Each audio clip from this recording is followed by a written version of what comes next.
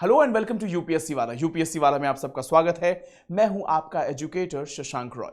आज के इस वीकेंड प्रोग्राम में हम आपसे डिस्कशन करने जा रहे हैं कुछ इंपॉर्टेंट वर्ल्ड अफेयर्स के बारे में, और ये रिपोर्ट जो है वो चाइना से रिलेटेड है। एक बार जरा इस स्क्रीन को देखिए। Elderly people isolated by corona virus restrictions could be more vulnerable to suicide. जी हां, ये खबर आ रही है चाइना से। ऐसा माना जाता है कि कोविड 19 वायरस की शुरुआत चाइना के वेटरनरी मार्केट से हुई, और इन सब के होने के बावजूद सी जिनपिंग चाइनीज अथॉरिटीज ने क्या क्या इस वायरस के बारे में वर्ल्ड को कानो कान खबर नहीं होने दी, and because of which the whole world suffered a massive death toll across the world. All over the world शायद इतना बड़ा ह्यूमन लेवल पे इतना बड़ा हादसा किसी ने नहीं देखा था।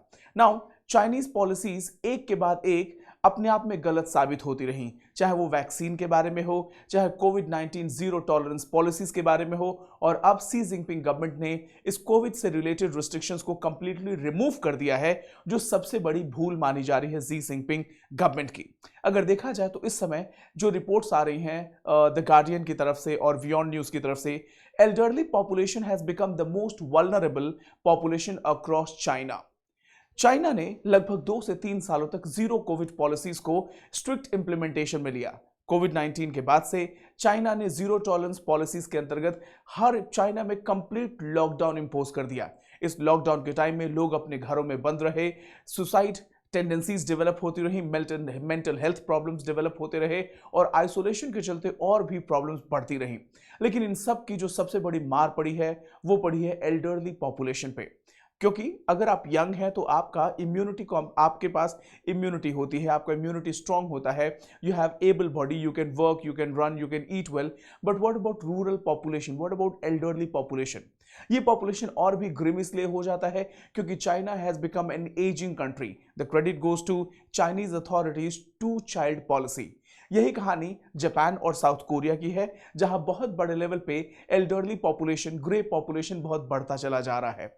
कोविड 19 लॉकडाउन के स्ट्रिक्ट इंपोजिशन के अंतर्गत चाइना ने अपने 60-70% पॉपुलेशन को तो इम्यूनाइज कर दिया, उनको वैक्सीनेट कर दिया, लेकिन सर्टेन पॉपुलेशन लगभग 29 से 30% का जो पॉपुलेशन था एल्डरली पॉपुलेशन का, वो अनवैक्सीनेटेड है, जो 60 ईयर्स से अबव के हैं। This is precisely is the population जो सबसे वल्नरेबल है कोविड 19 ट्रांसमिशन के लिए।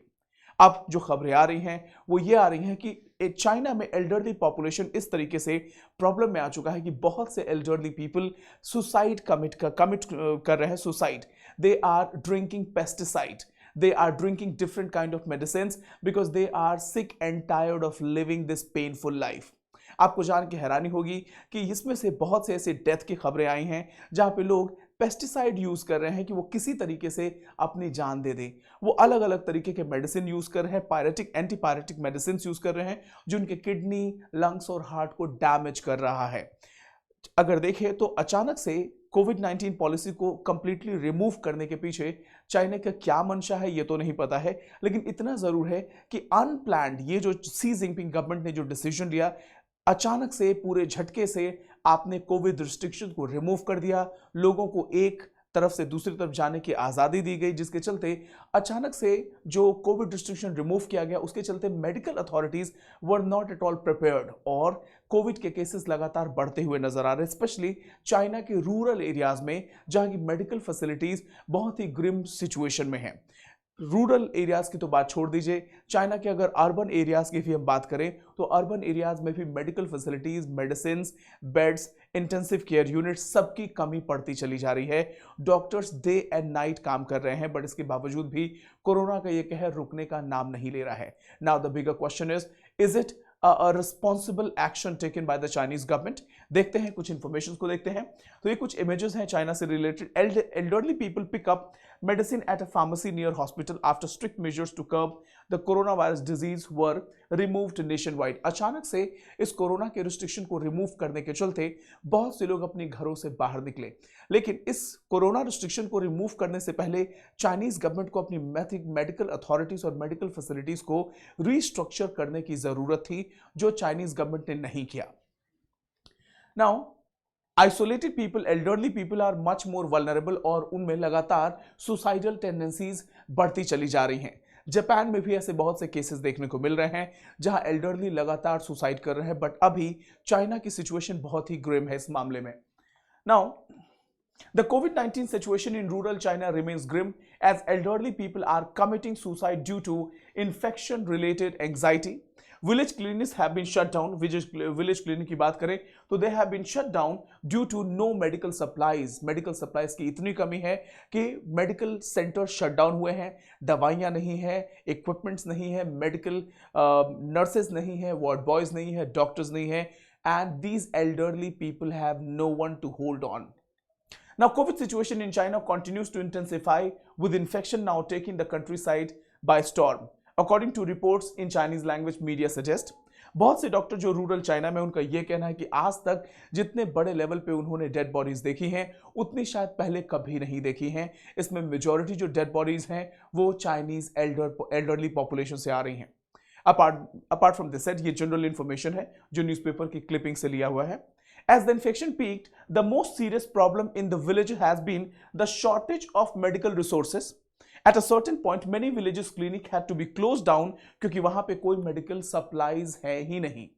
और इस तरीके से अगर देखा जाए तो रूरल चाइना में particularly elderly people, children, they can be seen having a tough time dealing with virus surge.